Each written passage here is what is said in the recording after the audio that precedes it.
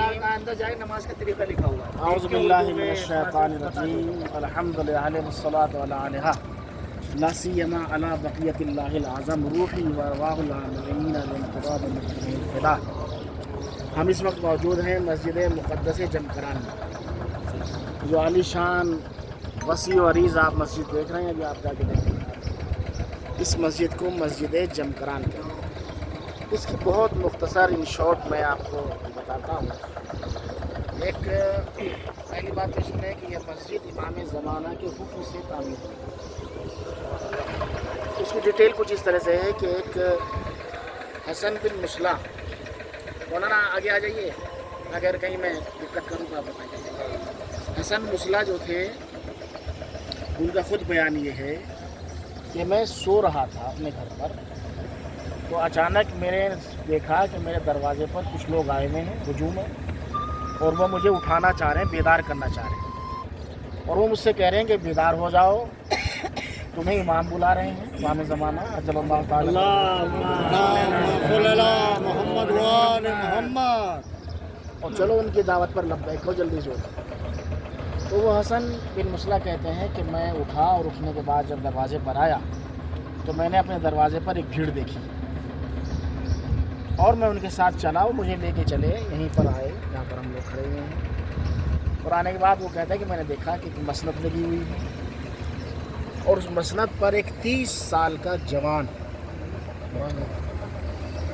یہ بات تقریباً 1100 سال پرانی ہے، کہ مانتی ہے 1000 سال 1100 سال پرانی. تو وہ بیٹھا ہوا ہے ایک جوان تخت پر، اور اس کے سامنے ایک بزرگ کھڑے ہوئے ہیں. ان کے ہاتھ میں قلم ہے، جیسے منشی ٹائپ کا آپ سمجھ لیں کہ جیسے کوئی بڑا آدمی حکم دے تو وہ لکھی. تو ہم وہاں پر پہنچے، اور پہنچنے کے بعد تو وہ، اب آپ سمجھ گئے ہیں کہ وہ 30 سالہ جوان ہمارے اور آپ کے امام آخر الزمان اور وہ جو بزرگ تھے وہ جناب خضر نبی تھے.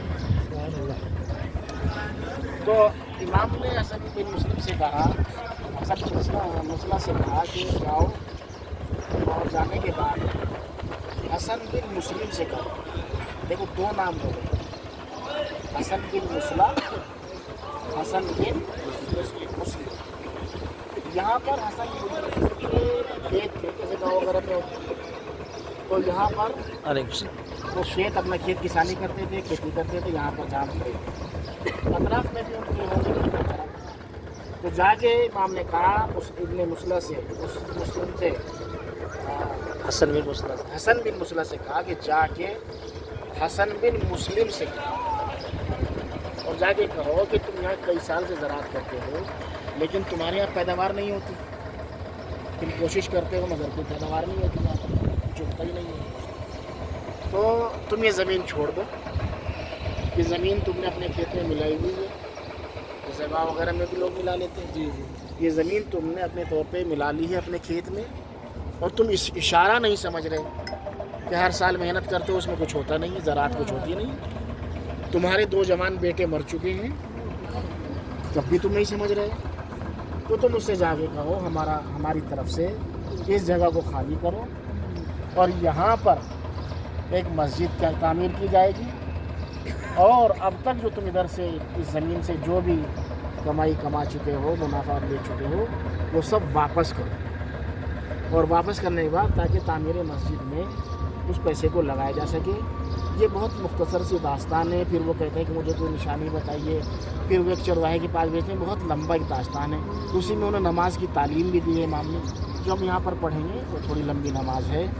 تو اس طرح سے یہ مسجد تعمیر ہوتی ہے، اور یہ بڑی مقدس تعمیر ہے. ہمارے علماء جو بزرگ عالم ہیں، مراجع ہیں، وہ بھی یہاں پر آتے ہیں، تبرکاً آتے رہے ہیں، اب بھی آتے ہیں. تو یہ بڑی مقدس مسجد ہے. اس کے بارے میں یہی کہا جاتا ہے کہ یہ امام زمانہ نے خود کہہ کے بنوائی ہے، لہٰذا یہ مخصوص ہے امام زمانہ سے. اور اگر کچھ تفصیل آپ کہنا چاہتے ہیں تو السلام.